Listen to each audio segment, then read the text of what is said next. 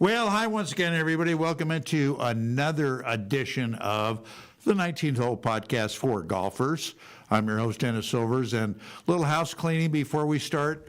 Again, thank you for joining the show today, but first, please like, share, and subscribe, and hit the notification bell on YouTube so you will know when we put out a new show that you don't want to miss.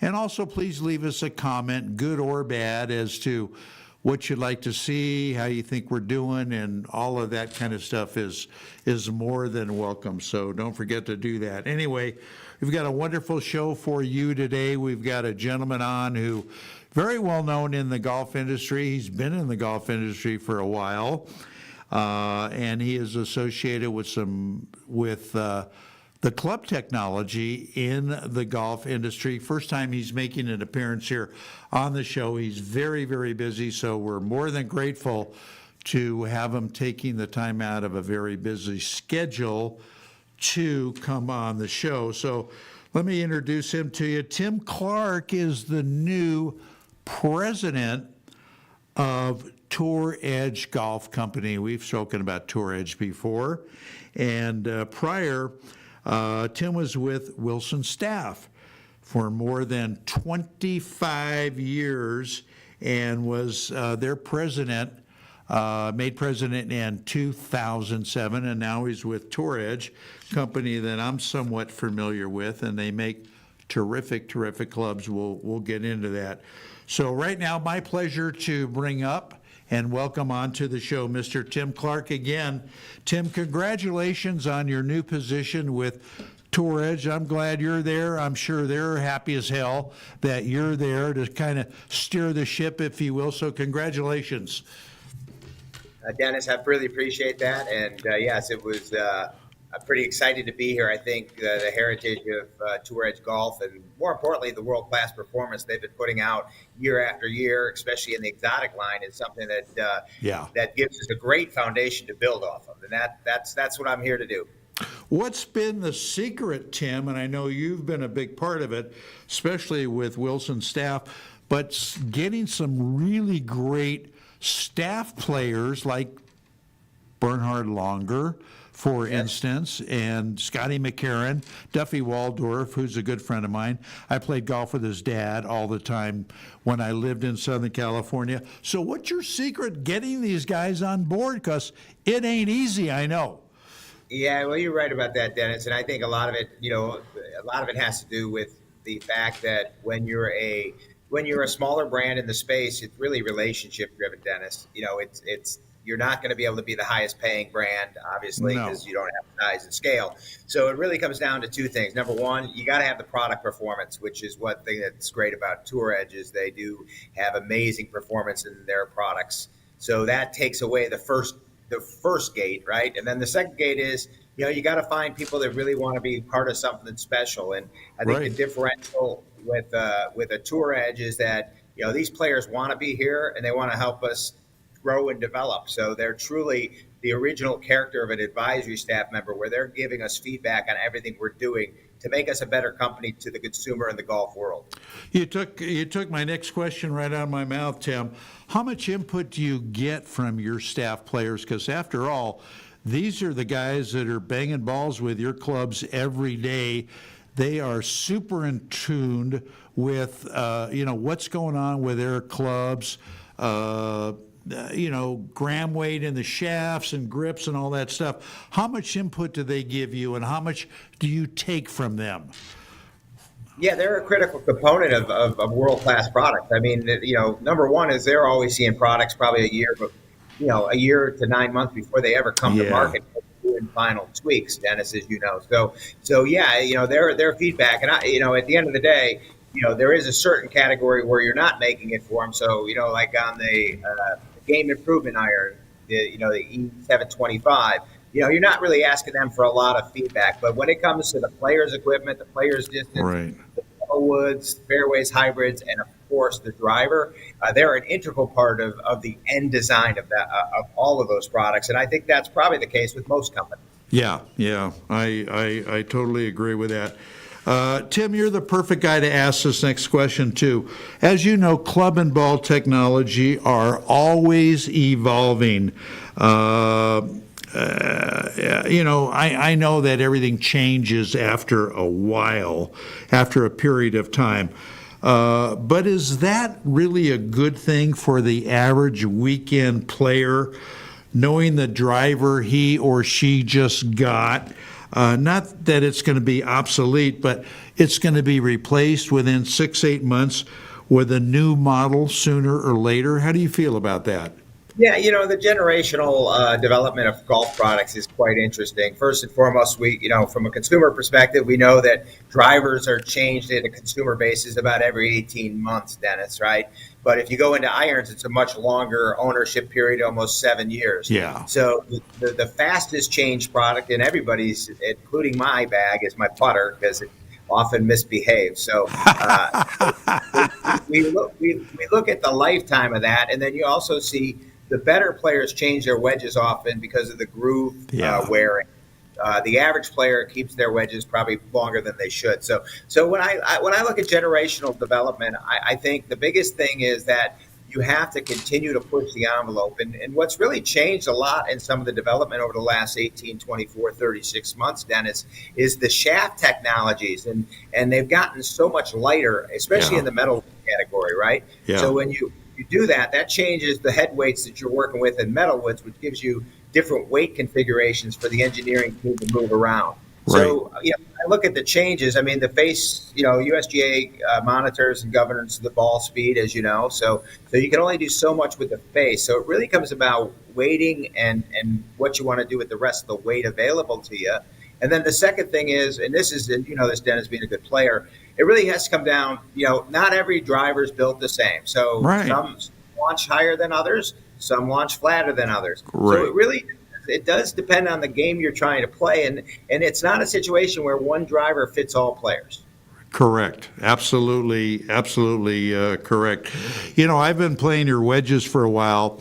The gentleman that was out here, that was your rep, was kind enough to help me get a set of wedges. But the difference is, though, Tim, I've got graphite shafts in them because I've played graphite forever, and they're awesome.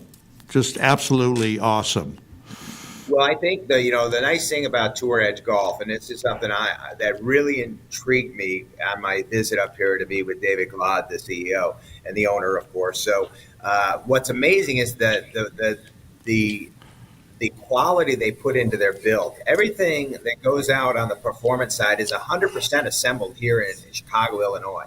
And to me, that's amazing. And that there's a cost to doing business. But the other side of that is it's going out precision, meaning that our swing weights are where they're supposed to be. Right. And that's a great point, whether you're playing steel or graphite. It requires different treatment to the head.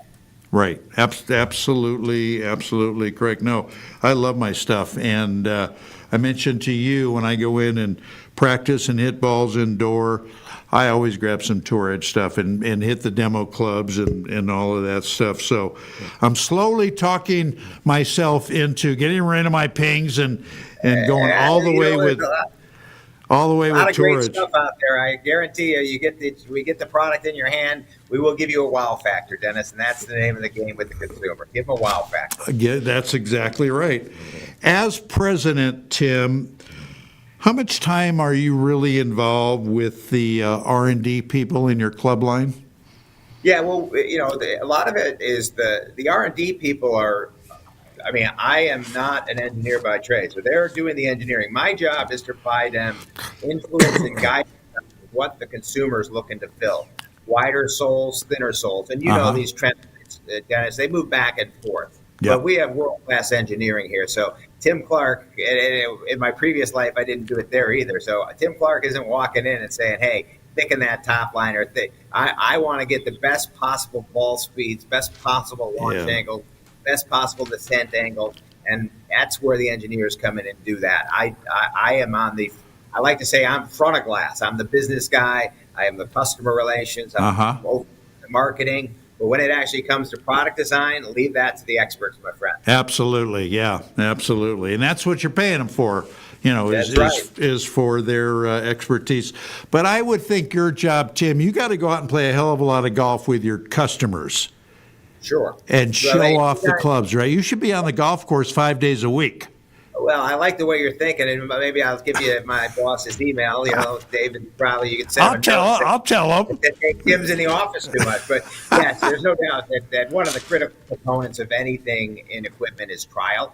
And that trial always, when you're doing a big review with a golf pro or even a big customer that may come to town, play testing is a critical component. So obviously we try to get people out on the golf course to experience our product. Obviously not being, a top tier brand, 1, 2, or 3, we need to make sure that people understand how good our stuff is. And the best way to do that, Dennis, is getting it into people's hands. Absolutely. No, you got to get it in the consumer hands. And speaking of that, as you know, Tim, there's a hell of a lot of golf clubs being made and a lot of golf balls being manufactured today. How does Tour Edge separate itself from other club makers, similar club makers? You're known as a game improvement club, which I think is fantastic. You take, in all honesty, you take really elite players. Yeah, they're going to like the golf club, but they're going to go, I really need something a little bit different. I need to hit that blade or, whatever. How do you guys separate yourself? Yeah, I think it's really pretty simple. It really is in the technology and the advanced technology that we're using in pushing the envelope, whether it's on wall thicknesses or thinness of metal woods, on the face, the diamond face patent technology that we have here on our face technology, which basically allows us to get the speeds at the center to the max of the SDA, but also improve the speeds on the off-center hit. So these are the things that we do every day here at Tour Edge Golf. And the reality is that, the proof is in the pudding. One thing I will say, Dennis, and you play a lot of golf yourself, is 80% of golf rounds for most players are played at the same course. So the one hurdle you do have, Dennis, is if I give you a driver and you fly the creek every day with your current driver, you're paying whatever it may be, and I give you a driver and you splash that in the middle of the creek because it didn't clear, I'm dead to you for the next 10 years. So true. So true. It is. Product performance is number one. So when you go ahead and decide you're going to release that product, you better be darn well sure there's not going to be any disappointment in it. And that's something I think Tour Edge has done very well. I think the other thing is, we position ourselves as a premium value, right? So you can get a world-class driver that performs every bit as the $599 driver out there, brand new, just engineered, top grade shaft, and you're only, you're able to get that for $399 on the new exotic line, and that's a huge advantage. And golf is quite honestly between you and I, it's got a little bit expensive. And I've been in this industry a long time, and I remember the boom of 97 when Tiger came on the scene, right? And everybody, and it's almost like the industry gets kind of intoxicated and pushes the price up, and then they hit the cliff because everybody exits. And so our goal is to fill that void and make sure players that want to get in the game, want to start the game, and then want to continue with advanced technology have an answer that doesn't mean they have to mortgage their home. Yeah, no, that's well said, Tim. And I've always said, and not because you're on or anything, but I've always told people I think Tour Edge, value-wise, for the kind of club they build, you can't go wrong. You absolutely can't. You don't need a second job. It's not going to break the bank. And, they just don't make bad golf clubs. I'm sorry. So, but, yeah. Let me change gears a little bit and pick your brain, Tim. What are your thoughts on this proposal in a couple of years to roll back the ball? Yeah, I obviously was, fortunately, we don't have a ball here at Tour Edge, so I don't have a dog in the fight at this point. In my previous career, I was very much against it, and I still am. I think, again, I just talked about the momentum golf has. We had a good lit from COVID. Rounds continue to be strong, Dennis. Yeah. I think the challenge is if you think about your life and anything you do in life, everyone wants to get better at what they work at. Right. Nobody wants to work at something and go backwards, right? That's usually when you kind of quit or give up on things. So you want to see some improvement or at least maintain your level of performance. So when they roll back the ball, and make no mistake, that 1% that they're trying to address is elite. So, those guys on tour can hit it miles, and you've Oh, seen it. yeah. But it's nowhere near what the average player is dealing with. So the bifurcation was kind of my position on that. Was, hey, you want to roll back, make it tougher on tour players to drive at 340, fine, but don't punish the daily weekend warrior who wants to go out and have a great time. Right. And all of a sudden now he's 10 yards, 15 yards behind on the tee. It's a demoralizing thing, and I think with golf's in a really good spot. I'm disappointed the decision was made. But again, we've seen different rulings over my career, and we just kind of learn to adjust and move forward. Yeah, exactly. I don't think it's going to make a damn bit of difference to the tour players, 10 yards one way or the other. But you're right. It's going to affect the average weekend amateur because they're looking to get as far down the fairway like everybody, as they can. So it's going to be interesting. Let me ask you this too, Tim. What's in your mind? What's the most important thing golfers should be aware of when they're looking to buy a new set of clubs? Yeah, that is a great question. I think the number one, well, first of all, obviously performance, right? You want to get something. Right. You're in the hitting bay or out on a range. Yeah, you want to get something that's if we're talking about metalwood, you want to optimize your launch angles and reduce your spin to the optimal rate, and that's going to maximize your distance. But I also say the number one thing in all the testing I've been around, my career now spanning almost 30 years here in the industry, the number one thing is visual cue, Dennis. Meaning that if you look down at it and you don't think you're going to hit it well, the chances are you won't hit it well. So I'm not saying that a player should play to the blades, but they should definitely not get too far out of their comfort zone with what they want visually, because they will struggle with it. It's just there's so much in the mind. Absolutely. And so confidence comes from looking down with that club behind the ball and saying, "Hey, that looks really good. Yeah. I know I can deliver a good swing." And that's a really important feature that people don't talk about. Yeah, you're 100% right. Absolutely right. I agree with you 100%. How do you explain the tremendous success the exotics have experienced? Yeah, you know what? That was probably when I came up here for the visit. It starts out with it starts out probably 15 years ago.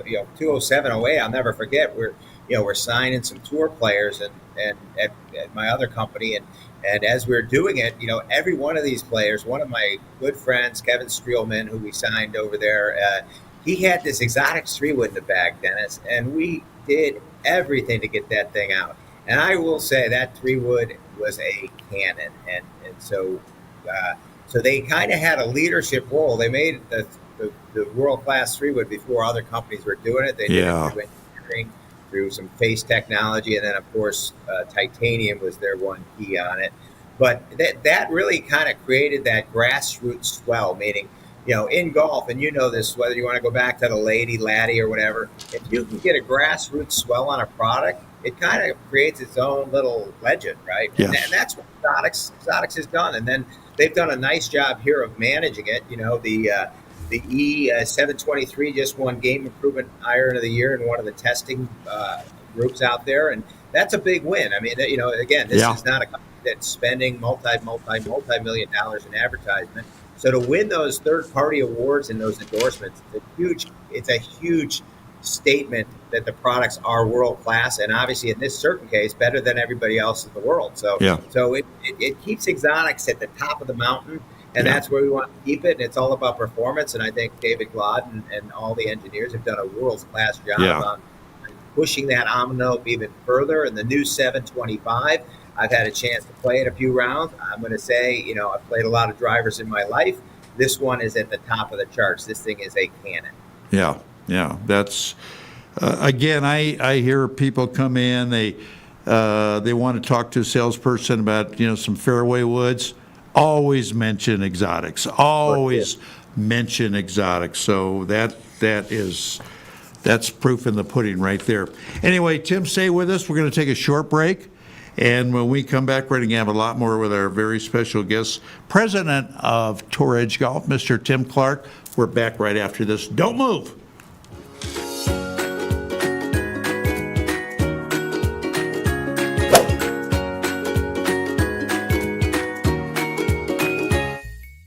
The revolutionary Power to Golf Club requires no swing to hit golf shots from 50 up to 225 yards. That's right, no swing. It's empowering golfers with physical issues to continue enjoying time golfing with friends and family. With just the push of a button, the easy-to-use Power to Golf Club launches shots down the fairway and onto the green. Whether a physical issue or just want to join in on the fun, the Power to Golf Club is for you. Visit online, powergolfclub.com. One of the perks about being in golf media is that I get to try every club ever made. Of course, like most things, some are better than others. I'm here to tell you that I have found unquestionably the absolute best performing set of irons I have ever played, and my scores show it. Let me introduce you to Grindworks, custom fitted irons that are made to fit your game. Grindworks offers players 3 different styles of irons. You can choose muscleback irons, cavity back irons, and even blades, along with some awesome wedges. And when you purchase your clubs, Grindworks lets you choose the type of shaft you want, the type grip you prefer, and even will adjust the loft and lie of your clubs if needed. That's unheard of. So what are you waiting for? Feel the power and experience and performance of these amazing clubs. Simply go to grindworksusa.com or call 281-651-4046 to order. Trust me, your handicap will love you for it.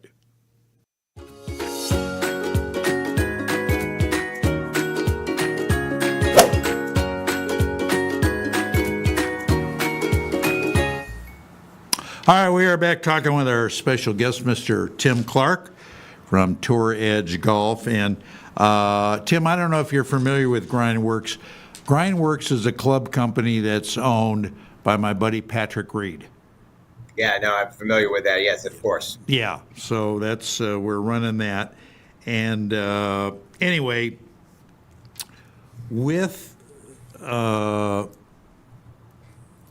all of the competition there is amongst the golf club manufacturers and accessories and balls and so on and forth, what is the number 1 or 2 selling points that you would tell somebody that comes into the PGA merchandise show, goes over to your booth and says, I'm thinking about buying a set of clubs? Okay, we'll go no further. You don't have to go any further because... Yeah, and I would say that, number 1 is technology, right? Yeah. I think, Tour Edge does an amazing job of putting technology into products. And whether you look at the E series and the exotics, the 725, or you look at the C series, the competition series, they are built to perform. And there's some very clever weighting being done specifically in the back of the irons that really shows the player why he gets such a fantastic feel. So I always start with technology. On the metalwoods, again, technology, movable weights, adjustable shafts. Yeah. It's all there. I think the second part that you say is, obviously we talked about it a little earlier. It's about the fact that you can get technology at the top of the pyramid, but you're not going to have to go mortgage your house to purchase it.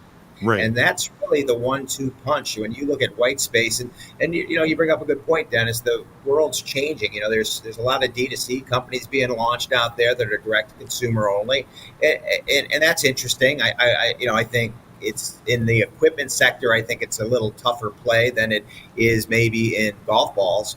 But I do know that when you get an industry that's got a 30% growth, 36% growth, depending on the numbers you want to look at, over the COVID boom, and it stayed up there, you're going to get more entries. It's just the reality of a growing market. And so I think the other thing is, you got to be true to your brand. You got to be true to your DNA. Do what you do well and be great at it. Don't sidetrack trying to be a niche thing here, a niche thing there. We make world-class game improvement stuff. We need to do that better than anyone. And if we do that, everything else takes care of itself. Dennis. Exactly right, Tim.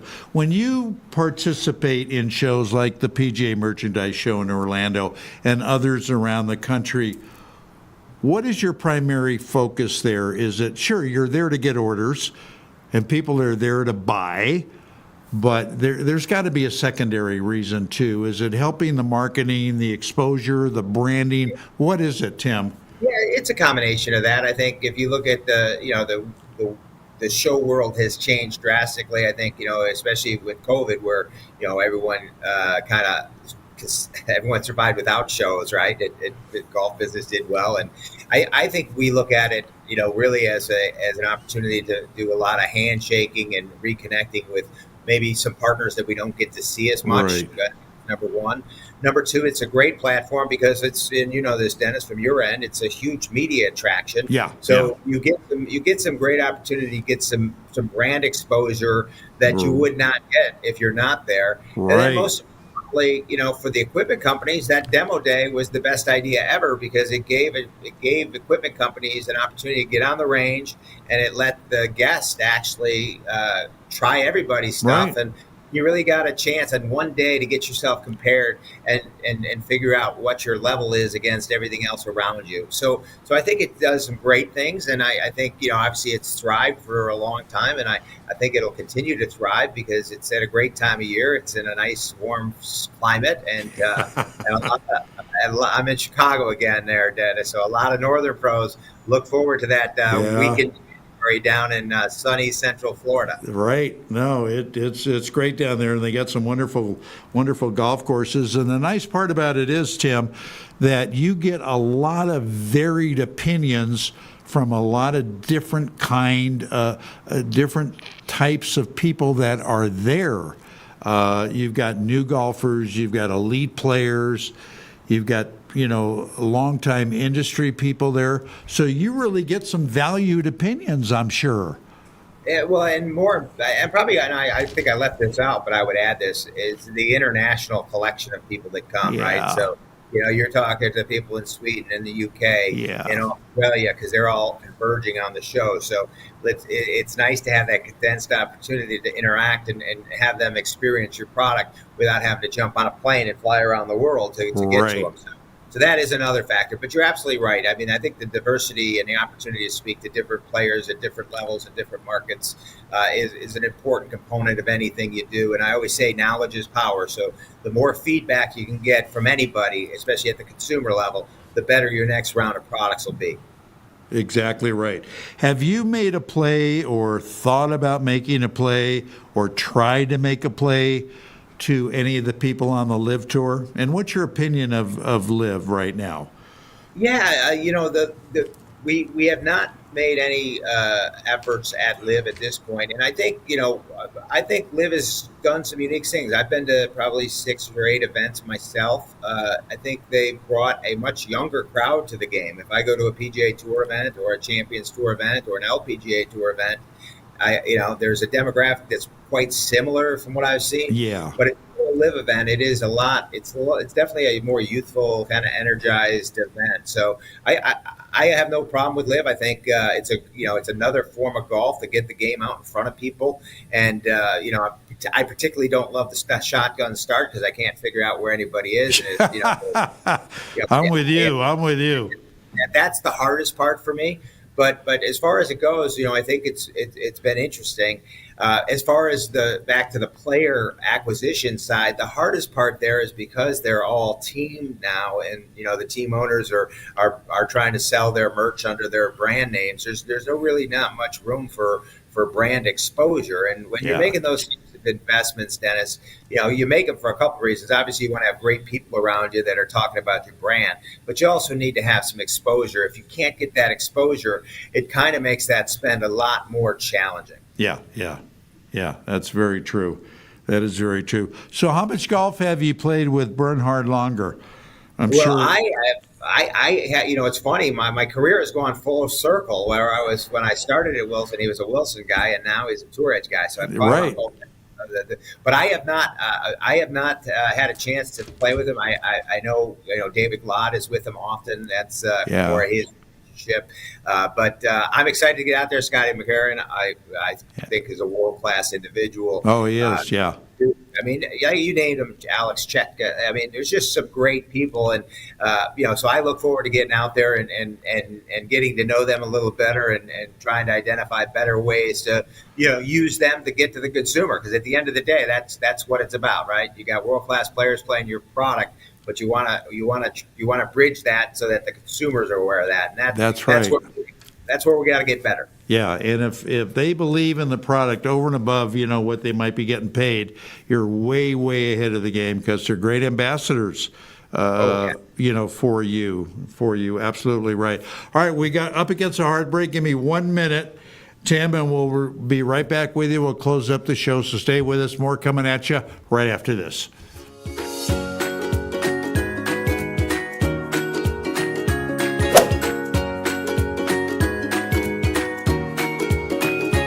Carter Bonus of Spectrum Golf not slowing down. His third year at the PGA Show, and the cameras are still following him. This time, Whistle Sports Media and Entertainment and Fox 35's morning show in Orlando, Florida. Spectrum Golf Apparel, one of the few lines selected for the PGA Fashion Show, is designed with skin sensitivity in mind, like Carter's. Get your super soft golf gear today at carterspectrumgolf.com.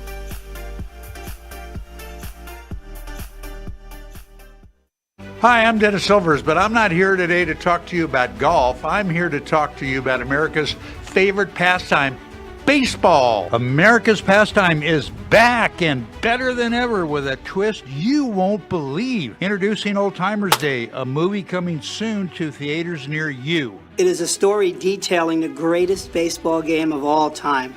Two teams, one chosen by God, one chosen by Satan, with the greatest players of all time, living and deceased, playing alongside each other to determine the fate of mankind. This book, world tour, and movie will help unify the millions of baseball fans around the country and help satisfy the millions of people that have faith and compassion for their fellow man. Who will win this epic game? You'll have to watch to find out. Expect an unforgettable experience that will touch your heart and soul. The Good Old Boys is brought to you by the Celestial Baseball Association, who are hitting home runs for God. Old Timers Day, where the spirit of baseball meets the power of faith. Don't miss it. Order your copy today at dpztechnology.com/store. Get this, use promo code OTD20 for an amazing 20% off.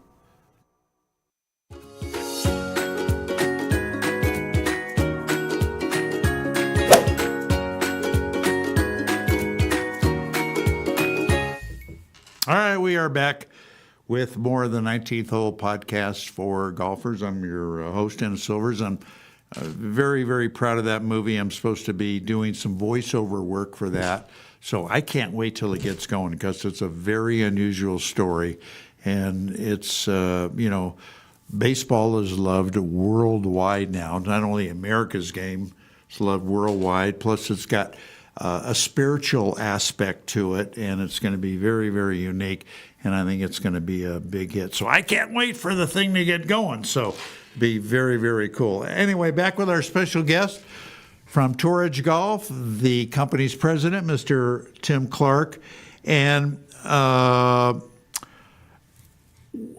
got a text from one of our viewers, Tim.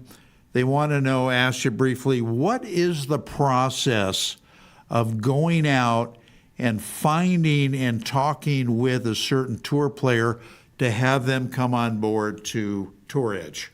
Yeah, great question. So that process is, it's kind of the same everywhere I've been, and it really starts with mutual interest, right? You got to find somebody open-minded, especially when you're not, one of the big three. You got to find somebody open-minded to being different, right. And you also have to find a player that is individual and kind of individualistic, where they don't really give a whole lot of care about what the guy on the range next to him or behind him says, right? They do their thing. And if you look at successful, and obviously Bernard Langert's a great example. He just wants to play world-class golf with world-class equipment, right? So when you get those two things aligned, first of all, there's the process of identifying your list, right? And so you're going to work off a short list. You're not going to get everybody, right? Then the idea is out there and get introduced to them through their agent usually, and reach out to their agent and express the fact you have interest in having conversations and some testing. Obviously, contracts run pretty much calendar, even though the season changed. There's still pretty much calendar contracts for most companies today. So once you've identified a player and maybe in contract and he's coming out of contract and he's interested in what you have, once kind of the main part of the season, let's use the PGA Tour, once the FedEx Cup series slows down or rolls out, or a player's out of that series, Right. that's when you go out and visit them with your equipment, and you go through the process with your engineering team to try to identify the products you want in the bag and what their feedback is at that point in time. Usually that's a very initial meeting, and then there's obviously some tweaks and modifications that usually come with that, Dennis. So that just goes on 3 or 4 times, and if you get somebody that that really loves what you worked with them on, then you're in the next stage, and then it gets into a fiscal conversation with the agent about, okay, what is it, how many clubs are there going to be in this contract? Right. And there's full bag deals. Is the golf bag included? Is the golf bag not included? Is front a hat? Is it side a hat? So all these variables come into it at that point in time. So and ultimately, you come to an agreement with the fiscal deal, which will say, let's just say it's say for simplicity, it's $100,000 for 10 clubs and the bag and the hat. Yeah. And then also in that agreement, there'd be a certain amount of days, 3 to 5 days, where you have them either for consumer events, for customer events, and also for marketing events if you want to film commercials, etc. And that's kind of how it goes, pretty much in every case. Yeah. I'll tell you what would be a deal breaker for me, Tim, if you didn't give me any Penguin shirts. It's all I want to wear. Yeah, like I said, the Penguin stuff, I enjoyed that. I worked for Perry Ellis. They own the Penguin brand, and they were the licensee for Callaway. And I got to say, the Feldenkrais family down there in Miami, what a world-class operation they have. And you're absolutely correct. That Penguin apparel is unbelievable. It's great. It just looks so cool. Anyway, so I know you got your hands full, being that this is a new job for you. You're kind of finding out who everybody is, trying to remember names and, where this is and where that is. What is your immediate concern now that you're running the company? Yeah, well, it all starts with sales. It doesn't matter what business you're in. It starts with sales. We know we have great products. So my number one focus is going to go out and reignite the relationships that I've had with some of the big partners in the golf space, number one. Yeah. Obviously, work with our territory managers, identifying our distribution gains that are required to get us where we want to go, and very sequentially go through that process. But we just had our sales meeting on the new Exotic 725. That's shipping in the market on 11/15. So we got a lot of excitement around this brand. It's already been played out on the Champions Tour with quite a few players. So we know we have a proven product. Now it's really about the blocking and tackling, Dennis, and going into the marketplace and making sure that we get our fair share of space. Right, exactly. Because I tell people, you can have the greatest product in the world, but if nobody knows about it, don't do you much good. So you're absolutely right. You got to get out there.